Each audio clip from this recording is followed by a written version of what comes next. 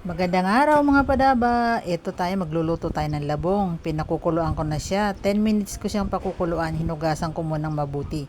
Ito yung ating mga sangkap. Ang sahog natin ay hipon, isda at tahong.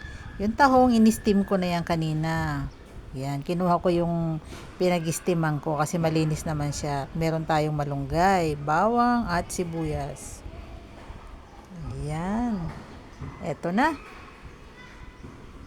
Unahin natin ang hipon, stir fry muna natin para yung lasa ng hipon nandiyan na sa mantika. Pag nagisa tayo, masarap na siya.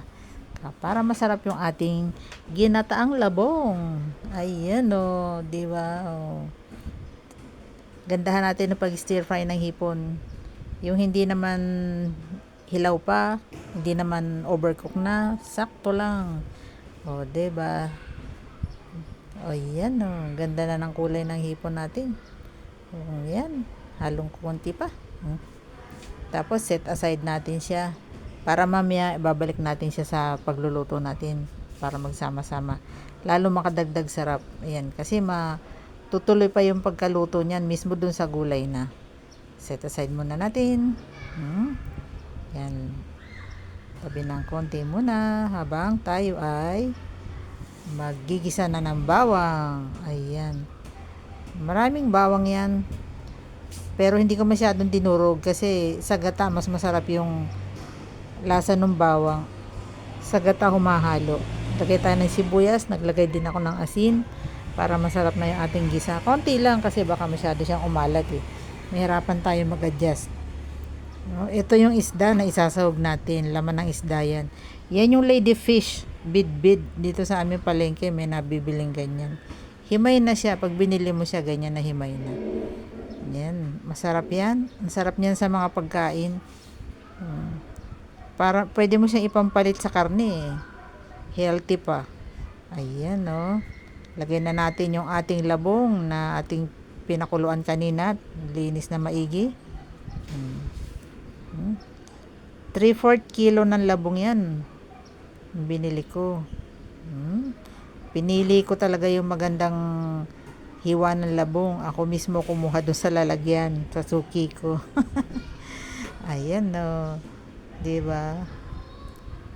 Oops. Lagay na natin yung pinag-istiman natin ng tahong. Dagdag sarap ang palasa. Masarap yan kasi gagataan natin. Ayan. Seafood ang halo ng ating labong para masarap. Lagyan na natin yung ating gata. Pangalawang piga. 4 cups bali yan. Sakto lang yan dyan sa ating 3/4 kilo na labong. Malakas kasi yan sa gata kapag niluluto dahil medyo may katigasan yan eh. Pakuluin natin siya 30 minutes. 30 minutes, malambot na yan. Oh. Diba? Sabi ko sa inyo, mawawala yung gata na inilagay natin kahit 4 cups. Ngayon, lagay na tayo ng kakang gata, yung unang piga. 1 cup. Yan, simutin natin. Sayang, mahal na ng gata ngayon. Tumaas na naman ang presyo. O, kaya lang, hindi natin pwedeng tipirin sa gata kasi para masarap. O, yan. Dalawang cups na gata ang ating ilalagay. Creamy. Ang sarap nito mga padaba.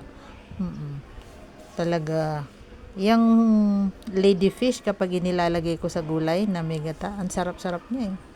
Ang linamnam. Hindi mo kailangan maglagay ng mga kung anong pampasarap na seasoning. Yan lang, ayos na eh. Yan, haluin natin ng maigi para pantay ang lasa. O, diba? O. Lagyan na natin yung tahong na ating hinimay na kanina. At yung hipon na ating in-stir fry din kanina para makompleto na ang sarap nila. Ayan o. Sili, pampabango. At pag gusto mo may konting anghang, pwede mo siyang pisa-pisain mamaya habang kumakain. O, diba? Para lalong ganahan. Kasi merong mahilig pag may gata, may anghangin. O, okay yun. Pampagana. Tikman natin. Ang sarap. Ang sarap na. Ang sarap-sarap niya. Lagyan na natin yung malunggay. O yan, ang malunggay. Na aking napita sa palengke. Ayan, oh, ganda ng malunggay natin. Bagong ani yung malunggay. Ang sarap. Sariwan-sariwa. Masarap yan isama sa labong eh. Oh, 'di ba? Mapapagana na naman ang kain natin ito. Hmm?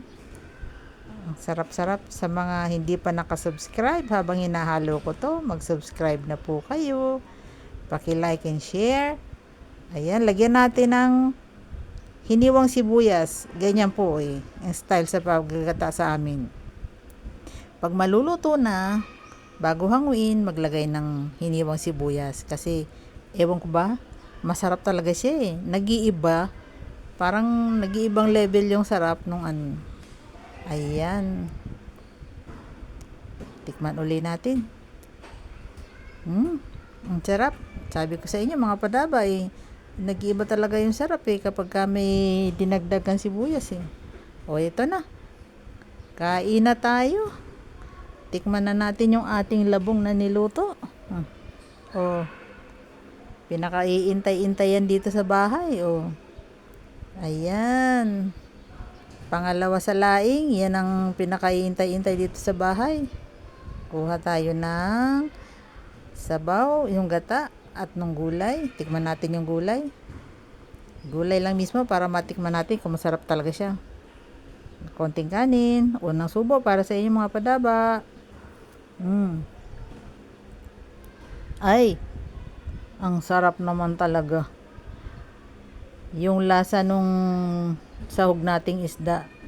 Grabe ang linam na mga padaba. Ang sarap niya. So, pag sinubukan yung lutuin tong ganitong style na ko, hindi ako mapapahiya sa inyo. Talaga. Oh, totoo, sinasabi ko masarap siya. Oh, 'di ba? Tamo, subo uli ako. Ang sarap talaga.